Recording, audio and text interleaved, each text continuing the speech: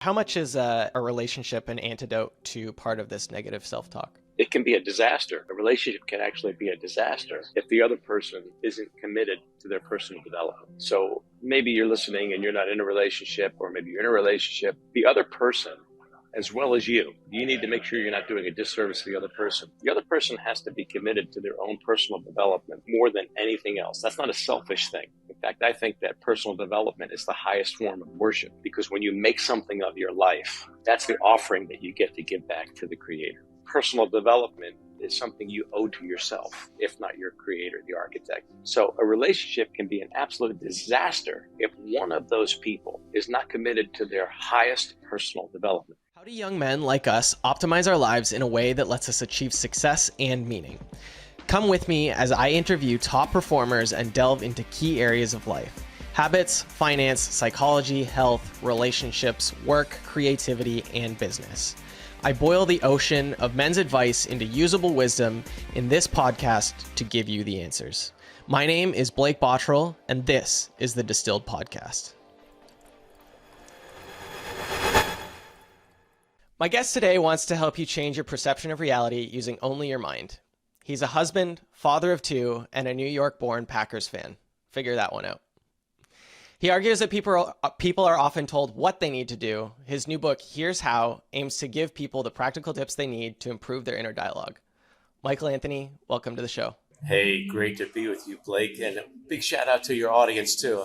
Love your podcast, and it's a privilege to be with you today. Thanks so much. Of course. I want to start in maybe an odd place, but I noticed you have a couple of articles of clothing, and one of them has the phonetical spelling of the word tenacious on it, and you have another one that has the word abundance written in Italian. And continuing off of that, your brand is focused around the word courage. What do these words mean when we're talking through them, and how can we use the wording that we put around us in our everyday lives to make those lives better? Great questions. Thanks for not giving the stock podcast approach to the way podcasts oftentimes come along, and that's one of the reasons why I love your podcast. 3 words: tenacity or tenacious. Abbondanza is the Italian word for abundance, and of course the theme of courage. You're talking about shirts that you've seen me wear on social media. The word tenacious that I had phonetically spelled out. Tenacity is latching onto something, making a decision to do something or to be someone, which I think is something I emphasize. It's not just what you do, it's who you become. And not taking no for an answer. We often limit ourselves prematurely, and we put boundaries on ourselves in terms of what we're capable of doing prematurely, psychologically, because we tend to gravitate toward the path of least resistance. We tend to pursue comfort, and it's actually the discomfort that gets us out of our comfort zone, the very thing that we need and able to move us forward. So tenacity is huge. For me, it's what I encourage people with my mindset mentoring as well. The idea of abbondanza, which is the Italian word, I'm 100% Italian ancestry. We've got 2 boys, and we're always joking around together. And we talk about abbondanza, again, as the idea of not limiting yourself, or the way I refer to it as living a no-limit life. And so these shirts that we have, we all wear them in our family. They give each of us reminders, and I wear them on social media as well, to remind people of the human propensity to continually limit ourselves. So that's what the significance is of abbondanza. My son actually designed that shirt for abbondanza. And courage is, thanks. Courage is the most important of all character traits, because without courage, you can't develop any of the other traits. Maya Angelou rightly observed that. And without courage, you can't develop any of the other character traits that are necessary for success in life. So for me, courage has been a recurring theme, and I keep going back to that again and again, because without it, you're not going anywhere. But with it, you can go anywhere. So that's the significance of those 3 words in those shirts. Thanks for asking. What are some of these artificial limits that you see people putting on themselves a lot? You do a lot of this work through your mentoring and through the speaking engagements publicly that you do. What are some of these limits? Well, I have broken down life into 7 areas. There's any goal that you want to achieve, any accomplishment that you want to tackle in life is going to have ground zero in one of these 7 areas. And this comes from years of just exploring how goal achievement is done, how to tackle a big task. So here are the 7 areas: relationships, health and fitness, spiritual life, finances or financial goals, your rest and recreation, your career, and your education. Any goal, any achievement that you want to tackle in life is going to have as ground zero one of those 7 areas. Now, there's overflow, of course, because we don't live compartmentalized lives, but the epicenter is going to be one of those areas. And so people continually, I mean, I'm tempted to do it myself, people continually limit themselves in those areas. For example, in relationships, maybe that girl is not interested in me, and she wouldn't be interested in me. When I met my wife, when I saw her for the very first time, I was actually at a banquet with somebody else, and she was with somebody else. We had never met before. And I looked across the room, and there she was, probably about 30 feet away, sitting with this other guy. And I literally, my response was, oh, God, why can't I have a girl like that? And when we were leaving the banquet, they were taking pictures, and everybody's taking pictures, couples pictures and stuff. And I don't want anybody to think that I'm a terrible person here in this regard. The gal that I was at the banquet with, it was a mutual breakup. We knew that we were breaking up. We already had tickets for this banquet, so we went. We were ending on a friendship note. But I went back into the banquet hall to take one last look of this gal that I had seen, Janet, thinking I'd never see her again. Well, later on in the fall, I bumped into her in the library. And I had to continually tell myself this, and this will help you, everybody who's listening right now, everybody who's watching. This will help you in any of these 7 areas of life. But for example, I told myself, I assumed that she liked me until she told me otherwise. One of the ways we limit ourselves is we assume that, in this case, the person doesn't like me. And so we back off. We don't pursue. How many times have we seen a very attractive, beautiful, or handsome person with somebody who just doesn't match? And we scratch our heads and say, what's going on? The reason why that mismatch occurred, and yet those people are together, is because the person who maybe is not as handsome or as beautiful did not limit themselves. They believed that that person was within their reach. So you assume that the person likes you until they tell you otherwise. One of the ways we limit ourselves is by taking ourselves out of the equation. We do the same thing with our health, not as cardiovascularly conditioned or as muscular, or carrying around excess pounds, 20 pounds lighter than I was last year by deliberate effort. And we're continually limiting ourselves. We do that with our finances, how much we think we're capable of making, career choices that we could make, careers that we could step into, but we limit ourselves thinking, oh, that person, that company wouldn't really be interested in me. No, you assume the best, not the worst, because the gravitation, what we gravitate toward humanly, is we limit ourselves. We take ourselves out of the equation. So you literally do the exact opposite. How much of this limiting ourselves is a consequence of our world's shrinking and the ever fragmented sort of reality that we live in now, where we communicate behind a phone or see everybody once every 2 months or something and don't bother to get together in person? Well, your generation, in fact, we can talk about generations for a little bit, is the most connected and disconnected in history. We've got, devices. We've got one right here. We're always within arm's reach, if not closer, to our devices. But we actually don't develop the interpersonal skills, the relationship skills, the conversation skills. And by conversation, it's a two-way street, right? It's not just talking. It's not listening to get your opportunity to be heard. That's not what real listening is. Real listening is hands off the wheel, letting the other person unpack what they want to say, however they want to say it, and not waiting for that opportunity where then you can insert your wisdom. That's not real listening.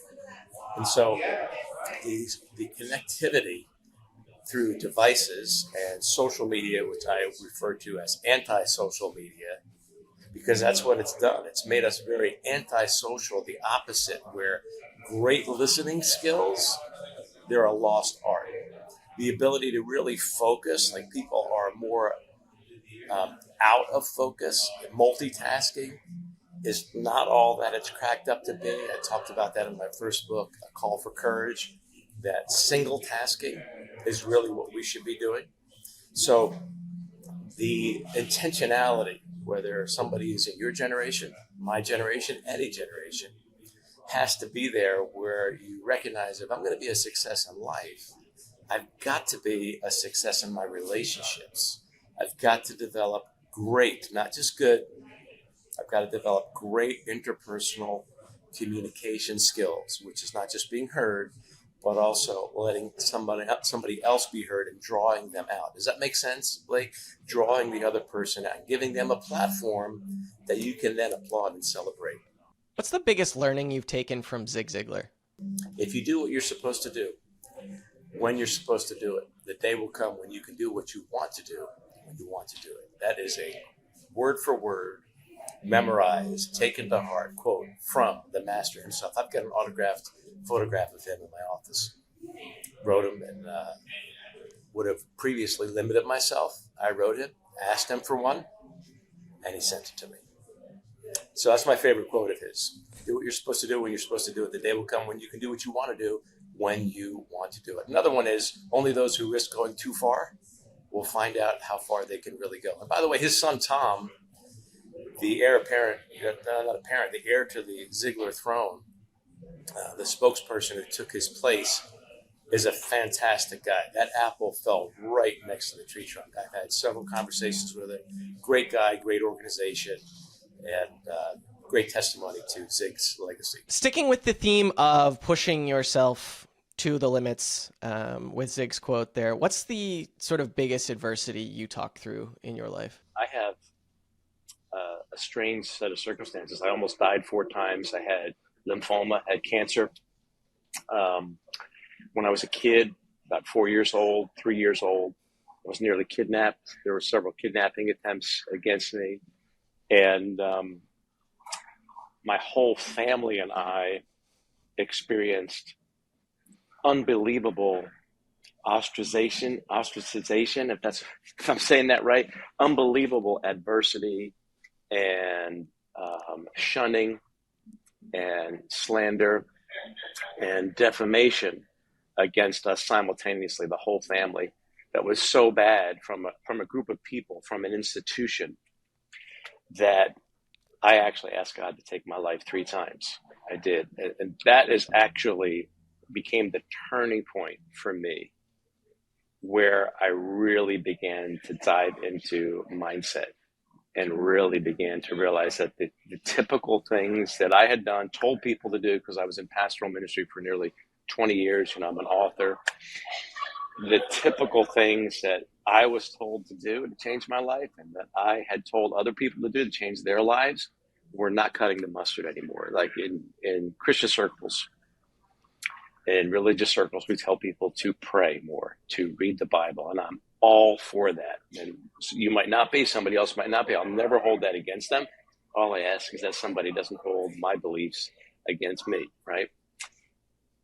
But if that's as far as we are in today's world, where we know more about how the mind works and the emotions work, the connection between thoughts, emotions, and habits than at any other time in history, if that's as far as we go, then we don't really understand how the architect, as I refer to the creator, our God, how he designed us. And so I can't really say, yeah, it's a great question that you asked. You're trying to make me say, hey, what's the number one thing? And by the way, for those of you listening, I'm in a lodge right now, so you might hear some background noise here I'm at the Grand Bohemian in Greenville, or as they say, Greenville, South Carolina. So apologize for the background noise, but it's a happening place. I, unfortunately and fortunately, have had a number of unusual circumstances that have happened in my life that brought me to the brink of I can't do it anymore. I can't do it anymore. But you know, the interesting thing is when I asked God to take my life, he actually did. He did do that. And he completely replaced it because I began to realize that it was my thinking. Stinking thinking always creates a rotten reality. So I've had a number of circumstances that have happened to me that pushed me to the brink and forced me to evaluate. I think evaluation is underrated. Without evaluating our lives, we never change. And that's why I do mindset mentoring. That's what I write on. And it's my niche, so to speak, came out of all of the adversity. Most of the lessons I've learned in life, I've learned from my own struggles and my own failures. Yeah, you call that evaluation stalking yourself, right? Absolutely. You have to. If you don't, you're missing opportunity after opportunity. How does the role of gratitude fold into all of this as Gratitude's huge. And I know it's kind of a buzzword today. You know, people have gratitude journals and stuff. But you can't just be on autopilot. The human mind is wired in such a way that you cannot focus on a negative thought and a positive thought at the same time. It's literally impossible. So that's why multitasking is overrated. Single tasking is where it's at. You get to control whether or not you're going to focus on a good thought or a bad thought, whether you're going to be grateful or ungrateful, whether you're going to have gratitude or ingratitude, whether you're going to be thankful or whether you're going to have, instead of having that tank full, you're going to be lacking and wanting. So since we know, and this is proven by brain scans where you can look at brain activity, where the brain lights up depending on the thought process, you can actually see how the brain is functioning in real time. Since it's not possible to focus on gratitude and ingratitude at the same time, and both of those create a chemical, a neurological, and emotional response, you get to choose which one it's going to be, whether you're going to be grateful or whether you're going to be ungrateful. You get to choose that. And that has everything to do with your emotions, because you're listening right now. I want you to really understand and really think about this. Not only can you not think about a negative and a positive at the same time, try it right now. It's literally impossible. But your feelings, your emotions are the direct result of what you're thinking about. Your emotions are basically the breadcrumbs. If you were out in a forest someplace and you saw some breadcrumbs, a line of breadcrumbs, you would intuitively, instinctively follow those breadcrumbs because you know that breadcrumbs come from someplace. They come from a loaf of bread. Now, I don't know, Blake, if you're a baker or not, but if you've ever made breadcrumbs, if I said to you, hey, Blake, why don't you make me a big bowl of breadcrumbs? First of all, you look at me like I was crazy. Second of all, you would know, even if you're not into baking, that it's not possible to make a bowl of breadcrumbs unless you make a loaf of bread. No emotion happens in a vacuum. Emotions are the byproduct of our thoughts. So when you change your thoughts with gratitude, for example, you're not just changing the thinking, Blake, you're also changing the emotional response. The emotions are a symptom of what you're thinking. They are a reflection of your thinking. They are a byproduct of your thinking. They're a creation of your thinking. So when you change your thinking, as a man, as a woman thinks, so he or she is. You literally change your emotional state. And the reason why that's so important is because we don't do anything in life unless we feel motivated. This is why we miss workouts. This is why we miss opportunities relationally with people. It's why we don't show up while we're not present, because we don't feel emotionally the way we need to feel in order to take action. So if you want to change your habits, if you want to change your behavior, you've got to change how you feel. The secret to changing how you feel is to take captive every thought, because all it takes is one negative or neutral thought to hold you hostage. See, this is how people's lives get messed up. This is how people's lives get messed up. they allow one negative or a neutral thought. I don't think there's such thing as a neutral thought. A thought's either moving you forward or holding you back. They allow that to take place on a daily basis. And most of our thoughts are of a negative, undermining, self-sabotaging nature. Most of them are. And they're at a subconscious level. Oh, she's going to say no. They're going to say no. They're not going to hire me. I'm not going to be able to get this. I'm not going to be able to do that. And what happens is the 9 out of 10 of those thoughts are a repeat every single day of the previous day's thoughts. All it takes is a negative thought in one area of life. Those 7 areas: relationships, health and fitness, finances, spiritual life, rest and recreation, education, your career. All it takes is one negative thought repeated every day for 7 days, and now you have a week that is far beneath your potential. You repeat that 4 times that week, now you've got a month. You're living far below your potential. You do that 12 times over the course of a year. Now you've got an entire year wasted opportunity where you live beneath your potential. You do that year after year, and you're going to be looking back and saying, what just happened with my life? All because of one self-sabotaging, undermining thought that you allowed to continue day after day. That, my friend, is exactly how we end up living beneath our potential. So all it takes, I say it this way, is one negative thought repeated day after day to hold you hostage, to kidnap you, and there's no ransom that it asks for. You cannot placate, you cannot satisfy that negative thought. It's just going to continue to go on and on and on. You have to uproot it. And if you deal with the root, then you take care of the fruit. That is the emotional state and the motivation. That is the result of the thinking. If you want to know what you're thinking, if you want the evidence of whether you have a life of gratitude or ingratitude, whether you're limiting yourself or not limiting yourself, look at your emotions. Don't ignore them. If you ignore your emotions, they will not go away. They will come back with a vengeance. And oftentimes depression is anger that's unresolved, for example. Frustration that's unresolved. If you want to know honestly what you have been thinking, take an honest look at your emotions. They are breadcrumbs. They will lead you back to that loaf of bread. They have to. They're given to you. They're given to me as a matter of how we're designed, not as a nuisance. Our emotions are not a nuisance. They are an accountability tool. Once you begin to see your emotions as an accountability tool, the evidence of what you're thinking, you can trace your emotional state back to the thought that triggered it, the thought that continues to reinforce it, and then you can get to work on the heart and mind work of changing that thought and replacing the negative, naysaying, self-limiting, self-sabotaging, undermining thought with what moves you forward. Does that make sense?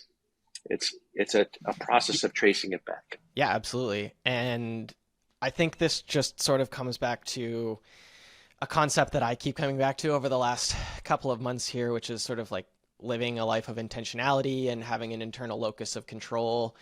It's tough, like you say, the one negative thought that takes over. We adaptively have a negativity bias because you're always taught to look out for the one thing that could kill you. It's great that there's 4 berry bushes over there, but if there's a tiger in the berry bushes, you only get one shot at that. So we have this inbuilt negativity bias, and combating that with active agentic participation in your own life seems to be the easiest way to take over that. 100%. You know, you started your podcast because you have a passion to change people's lives, right? You have a passion to cause people to think deeply. And even I love it when we talked before actually going live, you said, hey, I want to make sure that my podcast isn't the same podcast over and over again, just with different people. And I love that because variety is the spice of life. And your passion, I mean, this is why I agreed to do the podcast with you, your passion to give people quality and to help them learn how to change their lives is really what it's all about. Because we're living in a day and an age where people think that what is how. Just because we talk about a problem doesn't mean we're trying to solve it. Just because we talk about a topic doesn't mean that you show me anything, any practical ways to change my life. And this happens in churches all the time. Now, I'm a motivational speaker. Happens at motivational events all the time, where we get a group of people together and we talk about what. hey, this is really bad, this is really good, rah, rah, rah, yeah, yeah, yeah. We feel like we're on the same page. All we're doing is eating cotton candy, and it feels good at the time. You feel like cotton candy. You're eating candied apples or eating popcorn. I like to watch a movie when I'm eating popcorn. That's pretty much the way my wife and I invert it. We don't go to the movies. We have to have a big tub of popcorn, and we'll go through a couple of tubs when we watch a movie. No kidding. And it feels great oftentimes when you're doing it, but afterward you're like, what did I just do? And oftentimes this is what's happening. We're gathering together. We're talking about what? Giving ourselves a false and each other a false sense of accomplishment, as if we've really learned what the next steps in our lives need to be, and we haven't. And I'm going to say this lovingly, as someone who's involved in pastoral ministry for years, but it's true, and somebody needs to say it. The typical practical response to almost every sermon is to pray more, read the Bible, and trust God. That is about an inch deep and a mile wide as it's possible to go. I'm all for doing all of those things. But if you don't learn how to use your mind, if you don't learn where your emotions come from, in religious circles, emotions are bad. Oh, bad. Don't trust your feelings. I say that you should trust your feelings because they're given to you by the architect. Your feelings are not happening in a void. They're there to tell you the truth of what you've been thinking. Trust your emotions. I'm not saying that you should be led by your emotions. Big difference. Listen, everybody.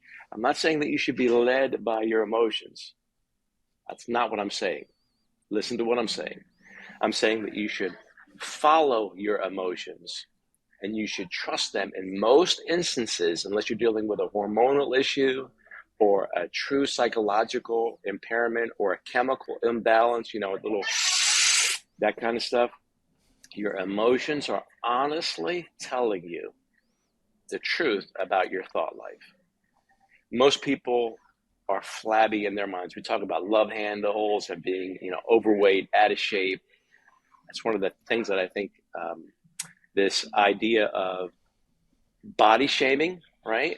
And I totally get it, that we should not shame people for the shape of their body. However, at the same time, to think that somebody who is obese and completely out of shape is a healthy person, not only in their physiology, but in their mindset, that's absolutely not true. That's a person who has limited themselves and has actually a view of themselves that is far less than what is possible. So we're not helping anybody by saying, hey, anything goes.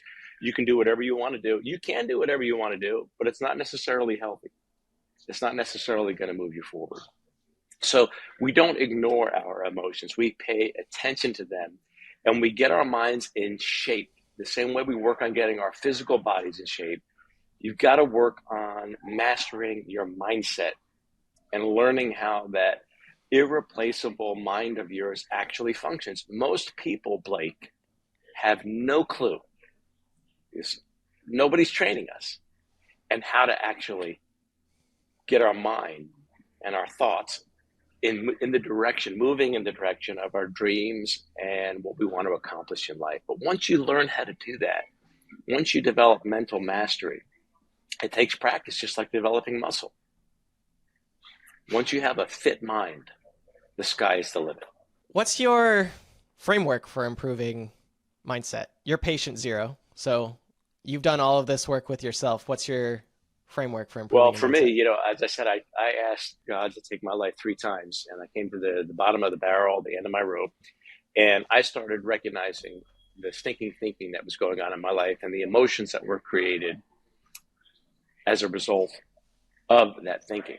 So for about 3 months, I tried really hard to pay attention to my thoughts, pay attention to the script, the self-talk that I was saying to myself. Was blown away at how negative it was, kept persisting up to about the 6-month mark, and was ready to give in. I began to realize it's like taking the lid off of a cesspool. We just closed on a house, and it has a septic tank. You got to take the cover off of that thing to take the nasty look at what's going on there. The odors and what's under there from the people who lived before, it's just like nasty, right? Well, we take the lid off of our lives and look at what's actually going on with our thinking. And I was overwhelmed with the self-talk and the subconscious automatic talk that was just going on in my life. It took me 18 months, Blake, 18 months of persistent training to recognize, to be on the lookout for stinking thinking, to recognize a negative thought and to replace it with the exact opposite. Once I did that, I got onto the other side. And for those of you listening, you actually can come to a point in your life through persistent training of your mind to get to that point where you can say, I recognize this self-talk that's no longer something that I embrace. It's no longer something that I'm generating. It's almost as if it's hard to describe.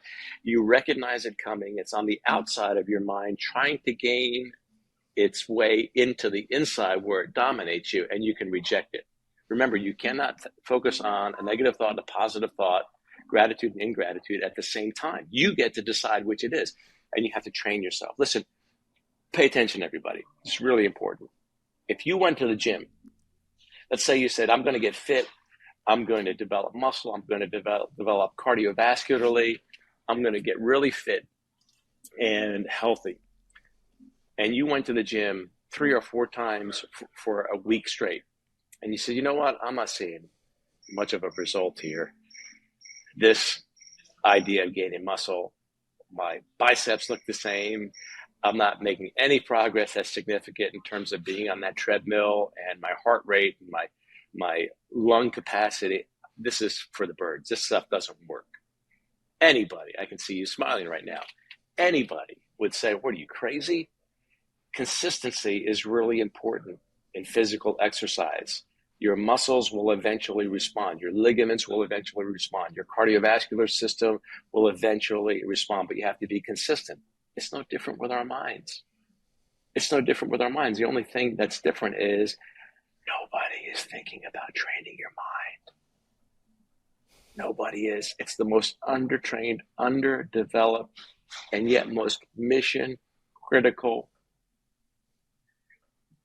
component in the entirety of our lives. You will not rise above your level of thinking. However, once you change your thinking, you'll move forward like never before. So it begins with recognizing the self-talk, the self-sabotaging self-talk that we have allowed to take place in our minds, and then insisting and persisting, I'm not going to allow that to happen. And you make a commitment. Every time the negative thought, and it can be in any one of those 7 areas of life, relationships, health and fitness, spiritual life, finances, career, education, rest and recreation.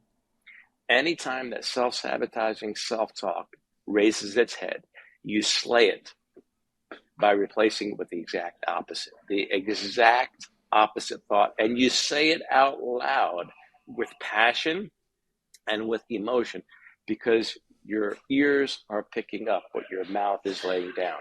Your subconscious mind is picking that up. It's a sponge.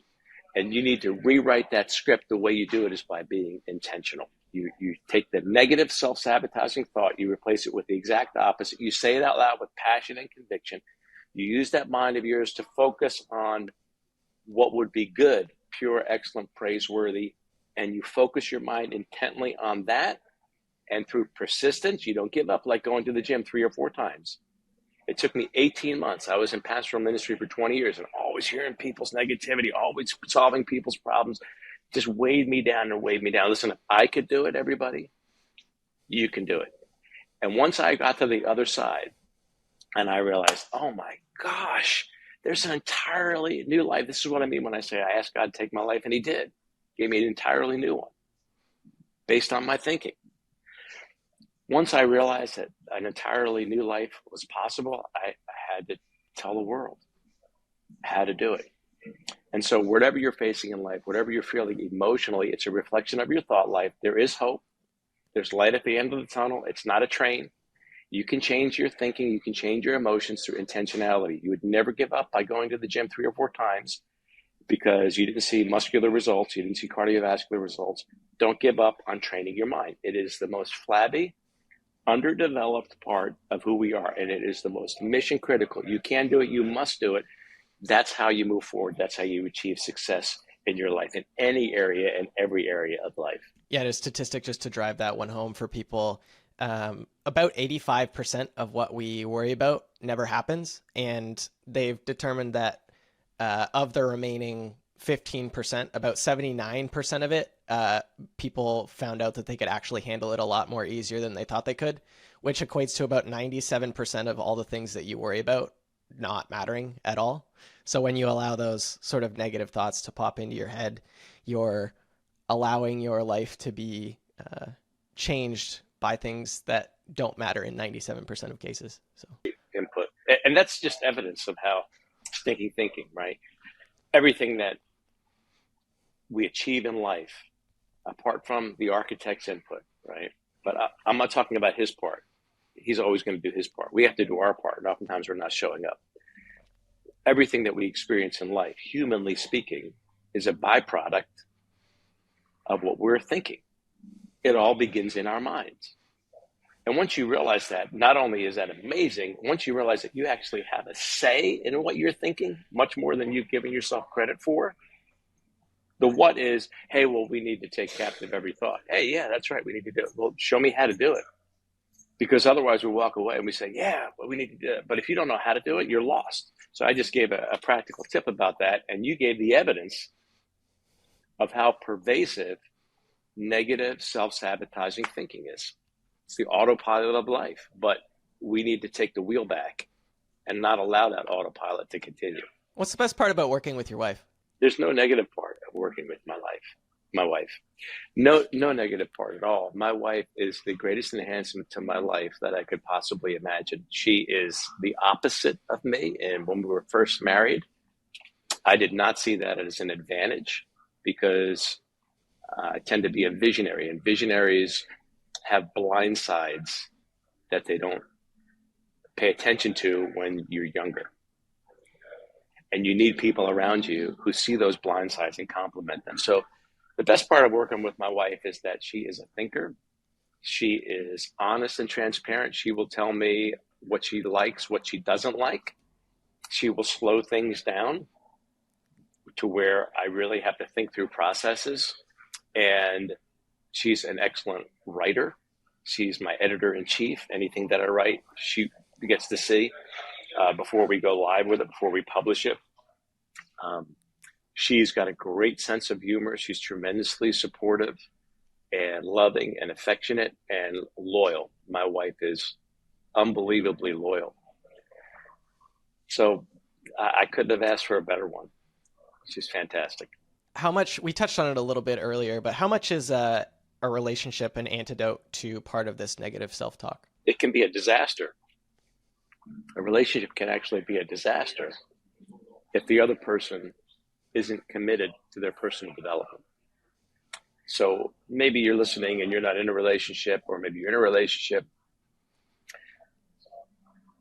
The other person, as well as you need to make sure you're not doing a disservice to the other person.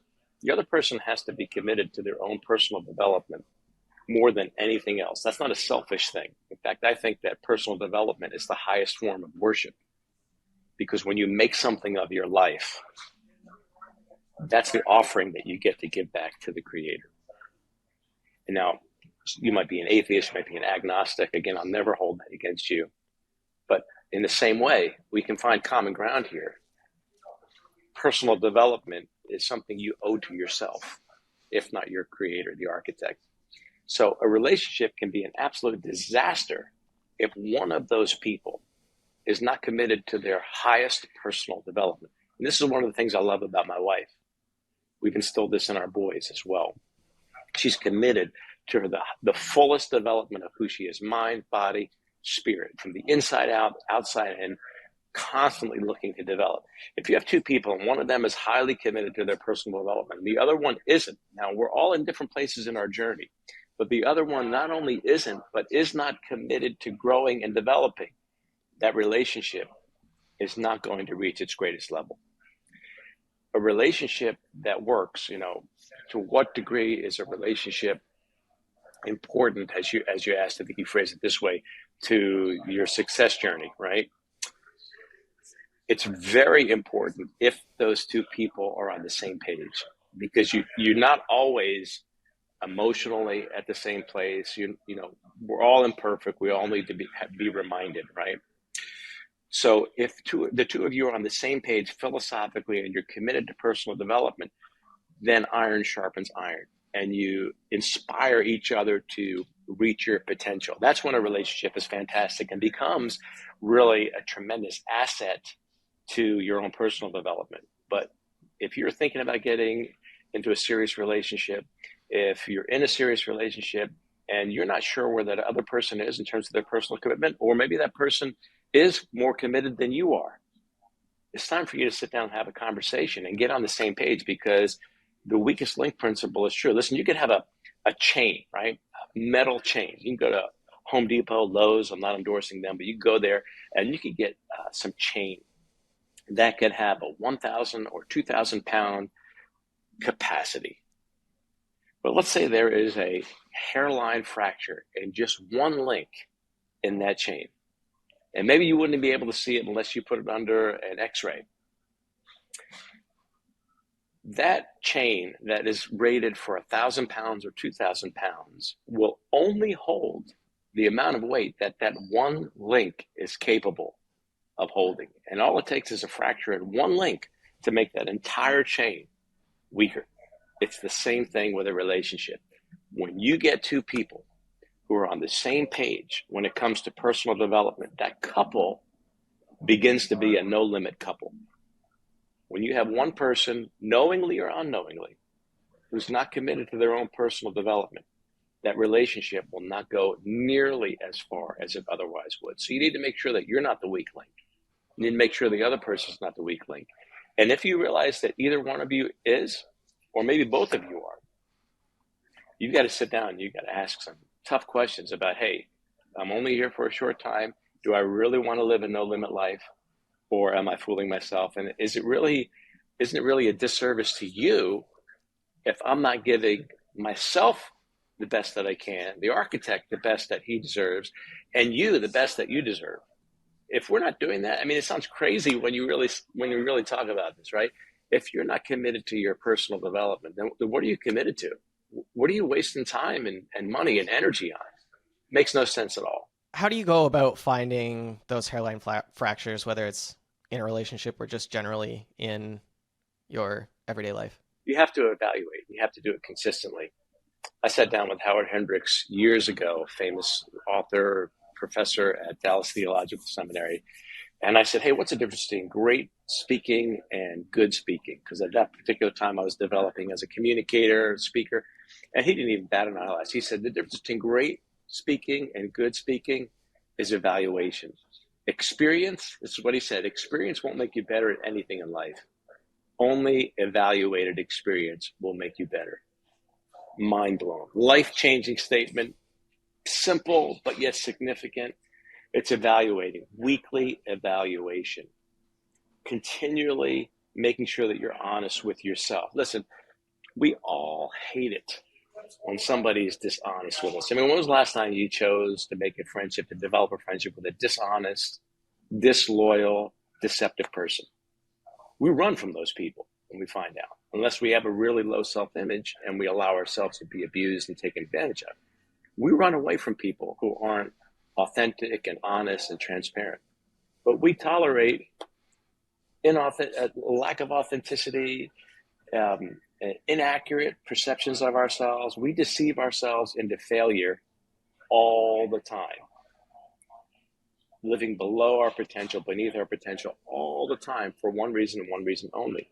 We don't take an honest evaluation of where we are regularly. So weekly self-analysis, self-evaluation, it's essential in life. It's one of the reasons why we created something called the Motivation Journal. I think you've heard about that.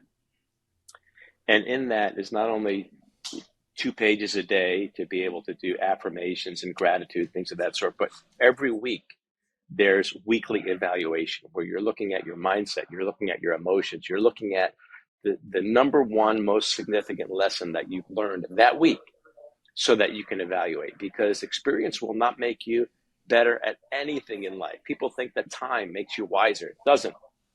Evaluation, when you meet somebody who's young like you, You do a lot of evaluation. You're a young guy, great podcast, asking great questions, having great guests on your program.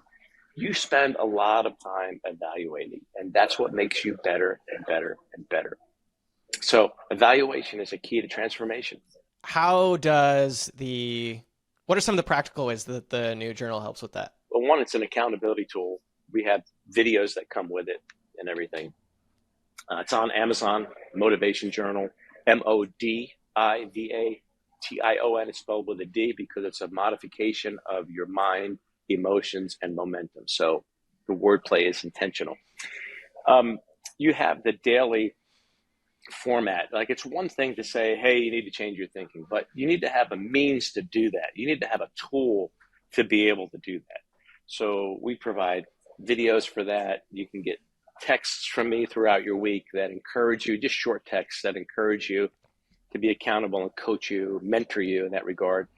So you have the daily tool, and then you have the weekly evaluation. There's a quote for every single day that helps you focus on paying attention to your emotions, paying attention to your mind and your thought life, paying attention to your habits, and not in a negative way. I think so much, I don't even like the word accountability, Blake.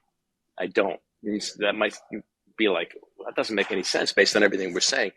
Well, the reason why is because most accountability, quote unquote, is of a negative nature. It's basically just catching what people are doing wrong, your shortcomings, your failures. I think we need to inspire people by catching them doing what's right. And that's what the Motivation Journal does. It has you so focused on what to do right in your life on a daily basis with quotes and with just guided journaling space to process your thoughts, your prayers, your events of the day, that you don't have time for the negativity. You don't have time for what holds you back. So I think fundamentally accountability needs to be inspiring and needs to be positive.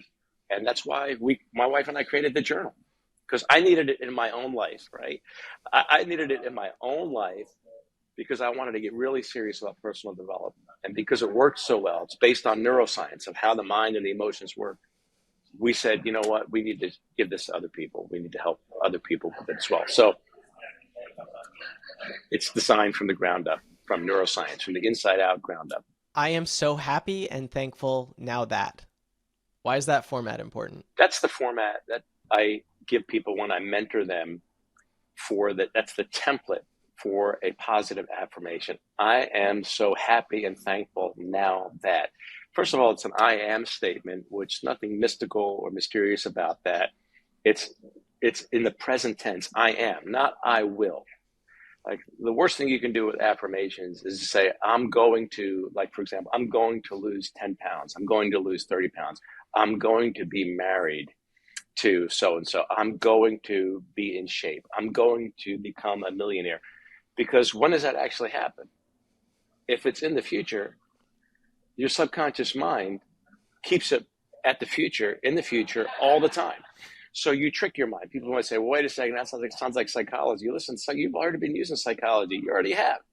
And it's been of a negative, undermining, self-sabotaging nature. All I'm saying is trick your mind that's been tricking you. So when you say I am, you're bringing it into the present tense. It's not in the future. It's not delayed. It's right now. But that sounds like it's dishonest because it's not yet. Well, why is it honest to say it's something of a negative nature, like you were talking about, 97%? Why is it more honorable to embrace those negative thoughts that aren't true either, right? Make a decision to be positive. I am. And that drives it into your subconscious mind. When you say it out loud, when you envision it, use your imagination in a great way, because worry is spending time, energy, and imagination on a reality that does not exist. That's what worry is. So instead of spending time, energy, and imagination on a negative reality that doesn't exist, use it for a positive reality that doesn't exist, but you're bringing into reality right now, if that makes sense. So I am, present tense, so happy and thankful, gratitude, and the emotion. You start with the emotion that you want. I'm so happy and thankful, because if you haven't realized it, if you're discouraged or depressed and you put a smile on your face and you're discouraged and depressed, your subconscious mind has to make a decision. Hey, that's the look that Blake has on his face when he's happy. But Blake's feeling discouraged. You now force your mind to make a decision. Are you going to be happy and go in that direction, or are you going to continue in that negative, discouraged state? And you insist and you persist with a smile on your face. You're saying it out loud. You're using overwhelming force. I am, present tense, so happy and thankful with a smile on your face, facial expression that supports what you're saying.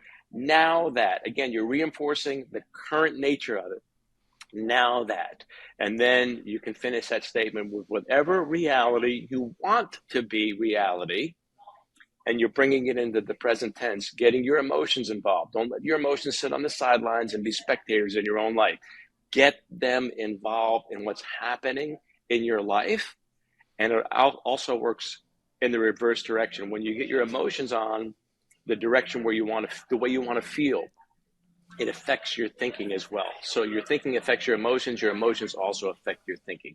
So that's the template that I use when I'm mentoring somebody, do one-on-one mindset mentoring. I am so happy and thankful now that, and you fill in the blank with the rest of that statement. Now that money, friends, and influence come to me in increasing amounts on a continuous basis from a variety of sources. That would be an example.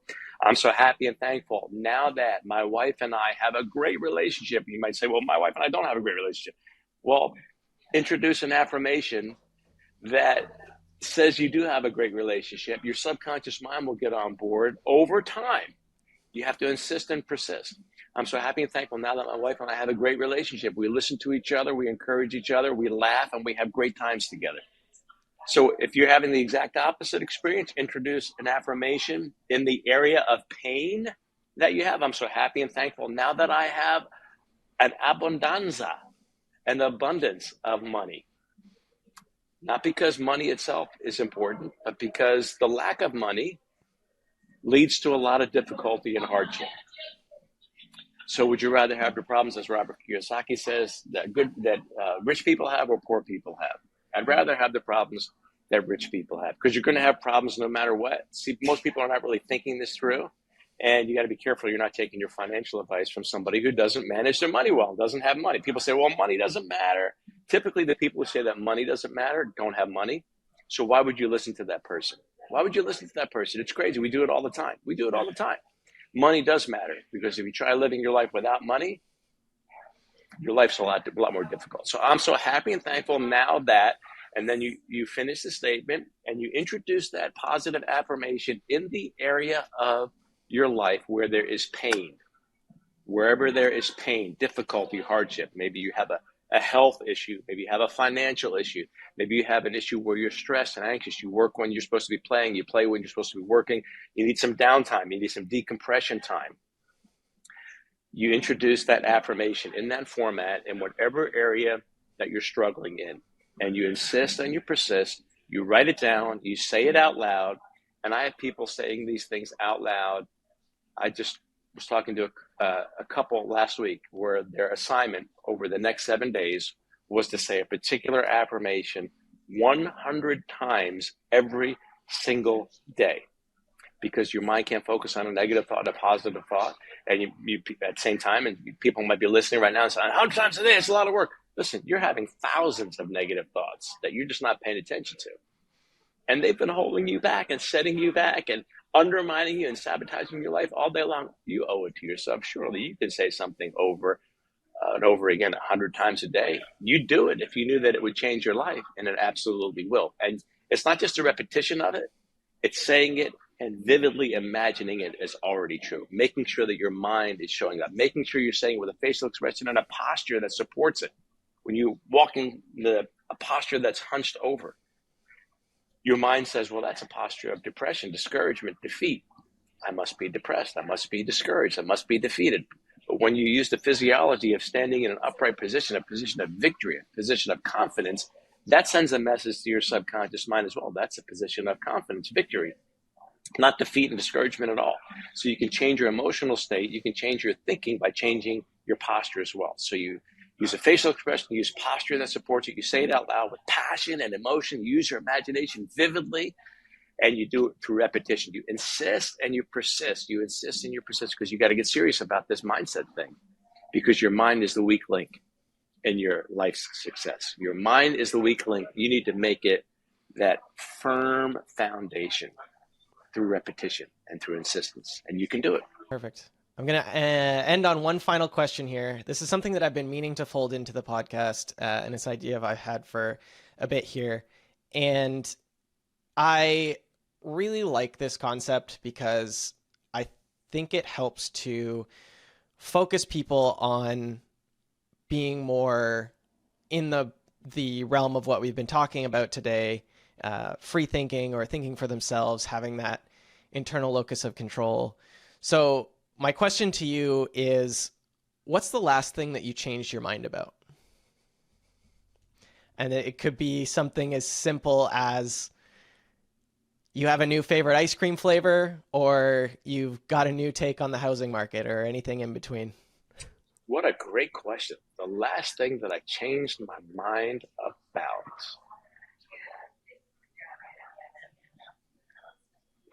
Great question. There have been several things that have been epiphanies for me.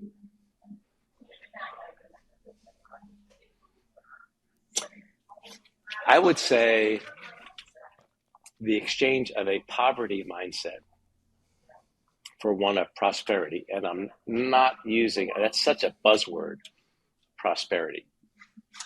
And people's minds can go in a variety of places, negativity and thinking that it's greed. No, that's not what I'm talking about. But the idea of a prosperity mindset, that I believe that I am designed to succeed, grow, and expand. Now, we're living in a very polarized time in history, a very polarized society where people disagree, they can't find common ground. I'm going to show you, if you're listening right now, I'm going to show you how an atheist and a Christian creationist can actually be on the same page. Now, if I could do that, that'd be pretty significant. Don't you think so? An atheist and a Christian creationist.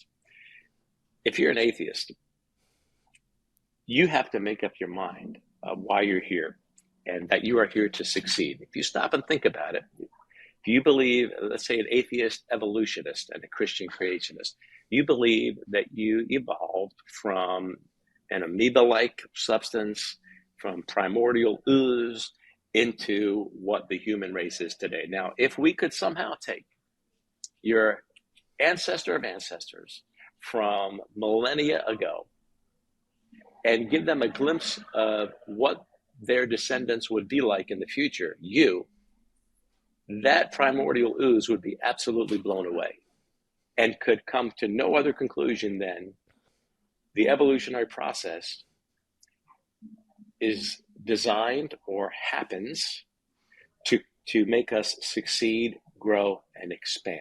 You could not come to any other conclusion because look at the marvel that you are today compared to what you came from, right? From a Christian perspective, God says it's good, which means it can't be improved upon. Created to succeed, grow, and expand. Fill the earth and subdue it. Scripture says elsewhere, you're fearfully and wonderfully made.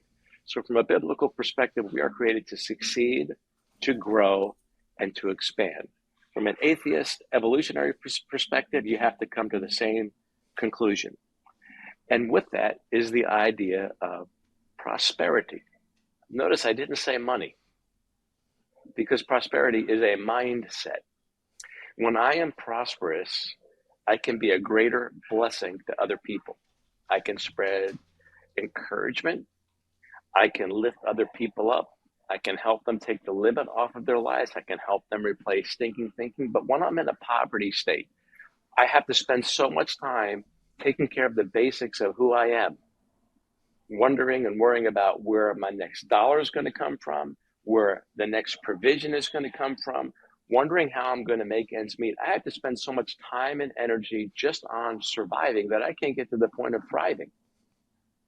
And so that issue right there, Blake, that I am designed to be prosperous so that I can be a blessing, is, I think, the most significant, the number one of the several things that have been most recent for me.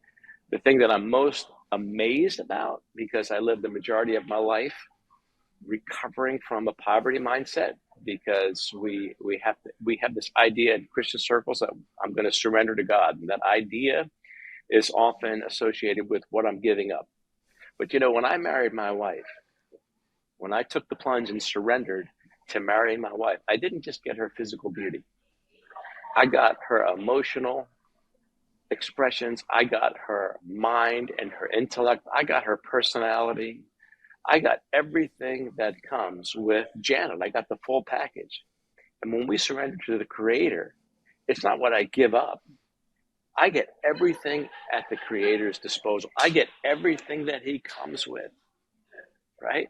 That's a totally different perspective. To not have a prosperity mindset when you look at it that way is to sell yourself short, to sell the architect short, and to start living a life that's filled with limitations, self-imposed limits, because there's only two limits we put in our life, only two limiting factors, those put on us by the Creator, I believe, and those we put on ourselves. And so only those who risk going too far will find out how far they can really go. To come full circle with the master of masters in inspirational speaking, Zig Ziglar, right? So that's the biggest lesson that I've learned. I've exchanged the poverty mentality, a mentality of lack, and false piety, thinking that I'm trusting God for all of my provision. Well, if that's the case, then why are you so filled with a poverty approach to life that you're always lacking? So hopefully that's encouraging to you as you're listening as well, that really you've got to make up your mind about whether or not you're created or evolved to be a massive success. I've shown that you are, whether you're an atheist evolutionist or a Christian creationist. If you make up your mind, if you land squarely on this idea that you are created or you evolved into being a success, that shapes and changes everything about how you do business with the business of your thinking and your life. Perfect, Mike. I love it. If people want to get a hold of you, find all your stuff, find the book, find the journal, where can we send them? CourageMatters.com, and that'll hook you up with everything. Perfect. Thanks, Mike. I appreciate you coming on the show. It's a great chat. Blake, it's an honor. Great to have a conversation with you. God bless you, everybody. Keep looking up. No place else worth looking. Keep moving forward.